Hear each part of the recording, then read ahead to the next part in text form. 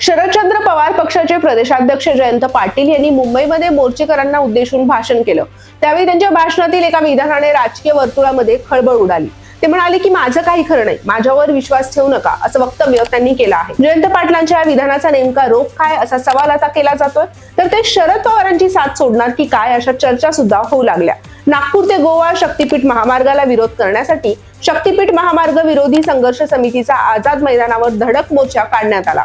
या मोर्चाला शरद पवार गटाचे प्रदेशाध्यक्ष जयंत पाटील, स्वाभिमानी शेतकरी पक्षाचे राजू शेट्टी यांच्यासह विरोधी पक्षातील नेत्यांनी भेट दिली। यावेळी त्यांनी संवाद साधला। शक्तीपीठ महामार्गाला विरोध करणाऱ्या 12 जिल्ह्यातील शेतकऱ्यांचे मुंबईतील आझाद मैदानावर आंदोलन सुरू आहे। हा महामार्ग रद्द करावा अशी मागणी या शेतकऱ्यांची आहे। त्यासाठी आज मोर्चा काढण्यात आला होता।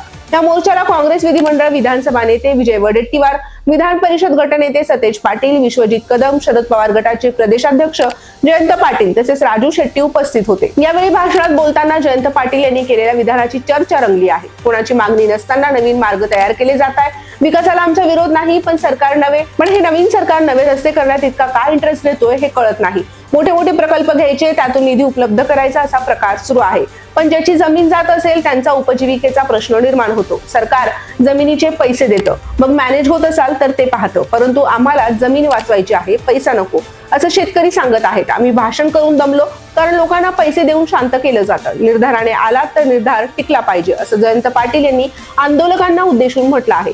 जयंत पाटील म्हणाले की माझा सल्ला राजू शेट्टी ऐकत नाही, आपली एकी कायम ठेवा, संघर्ष करायला ठाम राहा, मोजणीला अटकाव ठेवा। आमचा दारुण पराभव झाला, आम्ही बोलायचं हळूहळू कमी केलं, कारण बोलून लोकांना काही समजत नाही। दुसरे हिंदुत्व वगैरे समोर असते, परंतु तुमच्या अंगावरून शक्तीपीठ जाईल असं जयंत पाटील म्हणाले।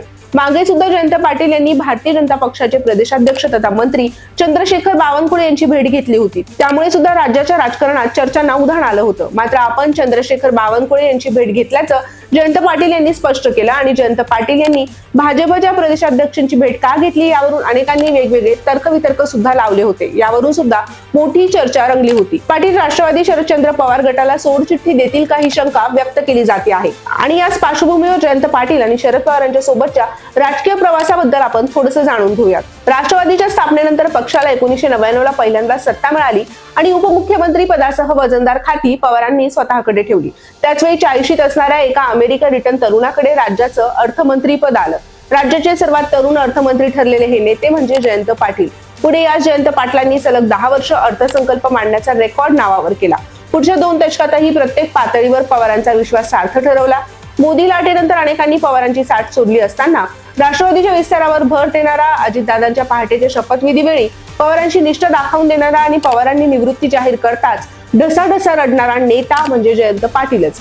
राष्ट्रवादीतील घडामोडींमध्ये केंद्रस्थानी असलेले जयंत पाटील पवारांच्या तालमीत कसे आले, तर जयंत पाटलांना जरी राष्ट्रवादीने पहिल्यांदा मंत्री केलं असलं तरी त्यांचे वडील राजाराम बापू पाटील हे स्वतः शरद पवारांच्या मंत्रिमंडळात होते। त्यामुळे पवार कुटुंबाचे संबंध हे 2 पिढ्यांपासूनचे आहेत।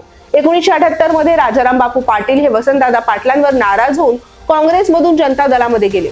पुढे शरद पवारांच्या बंडाने वसंतदादांचं सरकार कोसळलं। जनता दलाच्या पाठिंब्यावर शरद पवार मुख्यमंत्री झाले। त्यामुळे पवारांच्या मंत्रिमंडळात राजाराम बापूंचा समावेश झाला।